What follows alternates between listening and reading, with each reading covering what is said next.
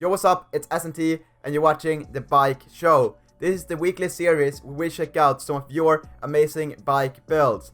If you want a chance to get your bike featured, all the information is down in the description. All bikes are welcome, so just send some before and after pictures and some nice information about the bike, and you might see your bike on a future episode. But now sit back, relax, enjoy the show, and at the end, let me know in the comment section which bike was your favorite. But now moving on to the first bike of the day, which is a 2011 Aprilia SX50.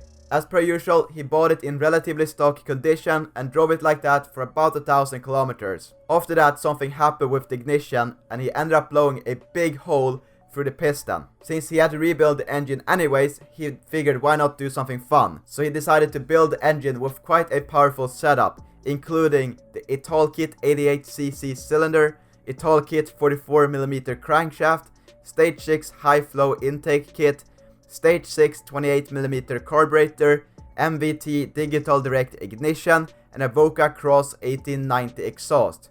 He did write in the email that he has a Bidalot WR96cc cylinder and the Bidalot 48mm crankshaft on the way to make this bike even more powerful in the future. But still, a Italkit 88cc setup is quite powerful. I think it's making somewhere between 20 to 25 horsepower. Correct me in the comments if I'm wrong. But damn, like, that's still really good for a moped, but that 96cc is gonna be insane. But overall, I really like this bike. It's a really clean and well put together look. He went for that OEM look with like the improved details. For example, he tinted every single light on the entire bike, including headlight, indicators and taillight, which made it a huge difference and looks so much better. And that new engine parts, including the exhaust, looks minty and really good. But overall, it's a really nice bike and I really appreciate the high quality pictures. It's so much more fun to feature a bike with good pictures, so please keep that in mind when you're sending your pictures in. Please take good pictures where you can see the entire bike. But overall, an amazing bike. Thank you so much for your submission. Next up, we have a 80cc Yamaha DT 50. And the engine is built with a Malossi 80cc MHR cylinder, 30mm carburetor, Yasuni R4 Exhaust, MVT digital direct inner rotor ignition, and a top speed of 126 km an hour. He used to have a Top Performance 86cc setup, but he was a little bit too throttle happy, so that cylinder is no longer with us. He has also built a Kawasaki KX250F Supermoto, which you can see in the background of a few pictures, which looks really clean, and it's always nice to see a Kawasaki Supermoto. Overall, it's a really cool bike. Maybe a graphics kit would do bits on this bike, but still, you got a really powerful engine setup, so I'm assuming this bike is really fun to ride.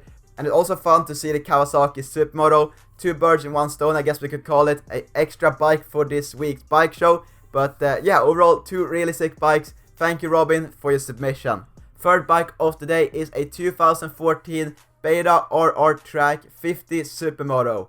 The engine is built with a Airsal 70cc cylinder, 21mm carburetor, Gianelli 2T exhaust, Malossi Intake Kit, and a top speed of 110 km an hour. In terms of cosmetics, he kept it pretty basic, but he still got a few things, including a rental bar pad resting on top of a fat bar, new grips, smaller taillight, and a YC number plate. Overall, it's a clean and well put together bike. I really like the fact that you kept the factory look but still put your own touch on it.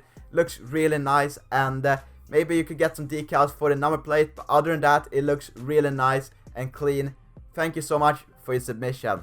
Moving on, we have a 2018 Rieju MRT, and this is our first 50cc engine build on today's episode, which includes a Stage6 50cc street race cylinder, Yasuni ML Cross exhaust, 1262 gearing, and a top speed of 80 km an hour. I feel like this is a really good moped setup. It's not too fast, but it still got a little bit of speed, and it still has a lot of acceleration with that gearing, which is always fun to have. I don't get why people just want to go fast. I'd rather have a slower bike with good acceleration than having a fast bike with bad acceleration, but maybe that's just me.